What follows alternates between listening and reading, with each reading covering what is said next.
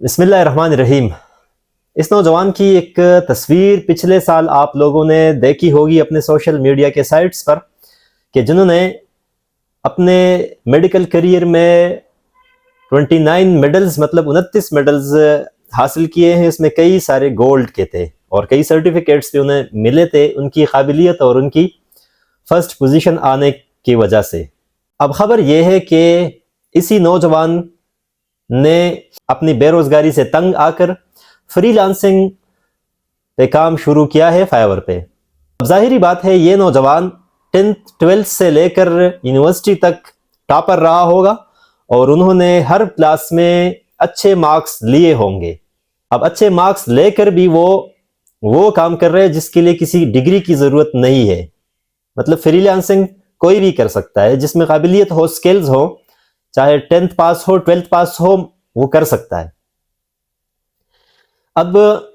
حکومت وقت کی ذمہ داری تو اپنی جگہ، لیکن یہاں پر نظام تعلیم اس چیز کا 100% ذمہ دار ہے۔ ہمارے نظام تعلیم میں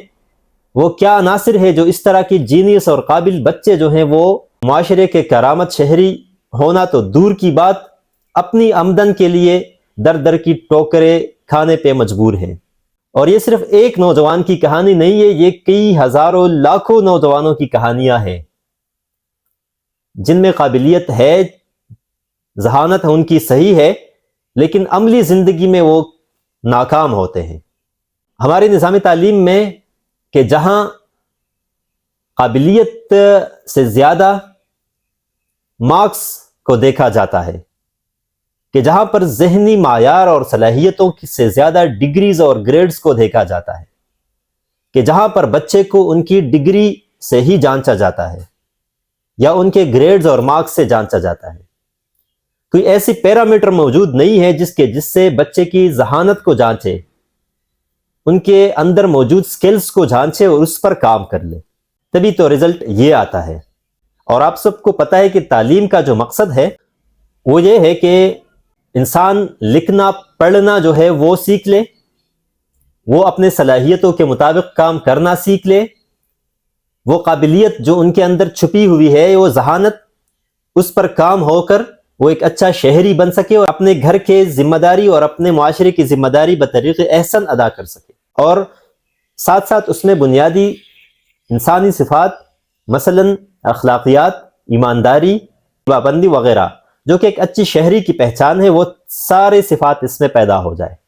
یہ تعلیم کے بنیادی مقاصد میں سے ہیں۔ اور بدقسمتی یہ ہے کہ ہمارے وزیر تعلیم سے لے کر تعلیم کے ایک عام ورکر تک کسی کو نہیں پتا کہ تعلیم کا مقصد کیا ہے۔ اسکول جو ہمارے علاقے میں بنا ہے، چاہے وہ پرائیویٹ ہو یا سرکاری، اس کا مقصد کیا ہے، بچے کو کیا سے کیا بنوانا چاہتے ہیں۔ کالجز ہیں، اسی طرح یونیورسٹیز ہیں۔ اور میں شرطیہ کہہ سکتا ہوں کہ اگر آپ تعلیم کے کسی بھی آفیسر سے کہہ لیں کہ ہمارے موٹیو آف ایجوکیشن کیا ہے، تو میں یہ وثوق سے کہہ سکتا ہوں کہ 80% لوگوں کو جو کہ تعلیم سے ڈائریکٹلی وابستہ ہے، ان کو پتہ ہی نہیں ہے کہ موٹیو آف ایجوکیشن کیا ہے۔ تو جب اس پورے سسٹم کو پتہ ہی نہیں ہے کہ ہم ایجوکیشن کیوں دے رہے ہیں لوگوں کو، تو یہی چیزیں نکلنے ہیں۔ 95% نمبر حاصل کرنے والے جب اسی معاشرے میں آتے ہیں تو وہ معاشرے میں نہیں چل پاتے، وہ اس دنیا سے ایک الگ انسان اپنے آپ کو سمجھتا ہے۔